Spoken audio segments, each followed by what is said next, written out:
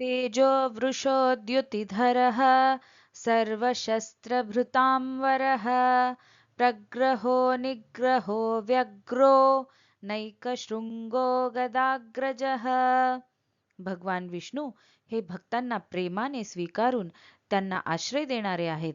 ते अधर्म, अहंकार आणि दुष्ट प्रवृत्तींचे दमन करणारे आहेत. ते धर्मरक्षणासाठी सदैव जागरूक आणि तत्पर असतात. ते असंख्य दिव्य सामर्थ्यांनी आणि श्रेष्ठ गुणांनी परिपूर्ण आहेत. तसेच ते गदा नावाच्या यादवाचे अग्रज म्हणून श्रीकृष्ण स्वरूपात प्रकट झालेले आहेत. चतुर्मूर्तिश्चतुर्बाहुश्चतुर्व्यूहश्चतुर्गतिः चतुरात्मा चतुर्भावश्चतुर्वेद विदेकपात.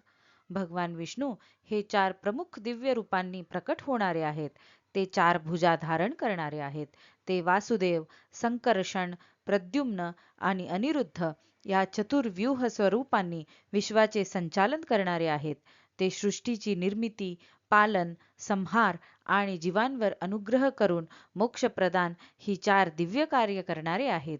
ते धर्म, अर्थ, काम आणि मोक्ष या चार पुरुषार्थांचे अधिष्ठान आहेत. ते चारही वेदांचे पूर्ण ज्ञाता आहेत आणि आपल्या एका अंशाने संपूर्ण विश्व धारण करणारे आहेत.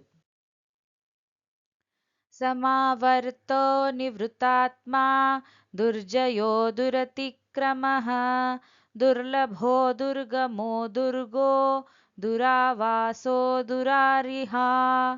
भगवान विष्णू हे सृष्टीचक्राचे संचालन करणारे आहेत. ते विश्वाच्या कार्यातून कधीही निवृत्त न होणारे आहेत. त्यांना कोणीही जिंकू शकत नाही. त्यांच्या दिव्य नियमांचे उल्लंघन करणे अशक्य आहे.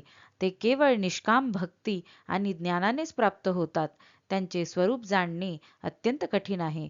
ते भक्तांसाठी अभेद्य संरक्षण रूप दुर्ग आहेत. सामान्य मनाने ज्यांचे स्वरूप अनुभवणे कठीण आहे ते दुष्टांचा संपूर्ण नाश करणारे आहेत. शुभांगो लोकसारंगः सुतंतुस्तंतुवर्धनः इंद्रकर्मा महाकर्मा कृतकर्मा कृतागमः. भगवान विष्णू यांचे प्रत्येक अंग मंगलमय आहे. ते संपूर्ण विश्वातील श्रेष्ठ तत्वांचा स्वीकार करणारे आहेत. ते सृष्टीरूपी तंतूची निर्मिती करणारे आणि तिचा अखंड विस्तार करणारे आहेत. ते इंद्रालाही सामर्थ्य देणारी दिव्य कर्मे करणारे आहेत. त्यांची कार्ये विश्वव्यापी आहेत. ते विश्वाच्या कल्याणासाठी आवश्यक सर्व दिव्य कार्ये पूर्णत्वाने करणारे आहेत आणि वेद, आगम तसेच धर्माचरणाचा मार्ग प्रस्थापित करणारे आहेत. उद्भवः सुन्दरः सुन्दो रत्ननाभः सुलोचनः अर्को वाजसनः शृंगी जयंतः सर्वविजयी. भगवान विष्णू हे सृष्टीच्या उत्पत्तीचे मूळ कारण आहेत. त्यांचे स्वरूप परमसुंदर आहे.